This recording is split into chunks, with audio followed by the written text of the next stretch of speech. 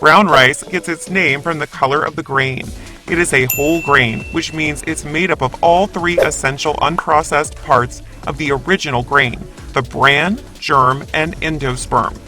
Many people consider brown rice to be the more healthful choice when compared to white rice. It has a lower glycemic index, which means it's less likely to contribute to type 2 diabetes. And it also contains more micronutrients and more fiber. It has a taste that lots of people prefer, slightly nuttier and chewier.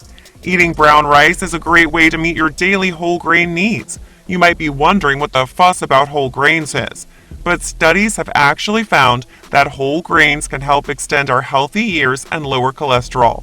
It's recommended that adults eat 3 to 5 servings of whole grains every day. Brown rice makes a great base for hearty grain bowls, and the high fiber content will help you feel fuller for longer. It also works well in dishes where a slightly nutty taste is preferred, like a pilaf with roasted veggies. While brown rice can be substituted in almost any dish where white rice is used, you will need to keep in mind that brown rice takes a little longer to cook. It also doesn't tend to work in creamier dishes like puddings and risottos, as it has a chewier texture. So while brown rice may get most of the credit as being the most nutrient-rich rice, it's not suitable for every occasion. White rice, on the other hand, is seen in a lot of Asian dishes. It's less nutritious than brown rice, but it's incredibly versatile.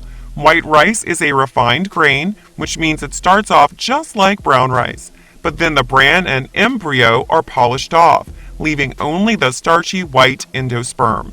In this polishing process, the majority of the grain's B vitamins, minerals, and fiber are also removed. When a label says that white rice is enriched, that means B vitamins and iron have been added back in, so the grain is not completely devoid of nutrients. But it's likely to have much fewer nutrients than what occurs naturally. Still, it's worth appreciating white rice for the dishes it works well in, like rice pudding, fried rice, jambalaya, and more. Providing you get your daily dose of fiber and whole grains from other food sources like whole wheat bread, fiber-rich fruits and veggies, and oats, rye, nuts and seeds, and peas, beans, and pulses, then there's no reason why you can't incorporate white rice into your diet. The low fiber content of white rice might even be helpful to some people with digestive issues.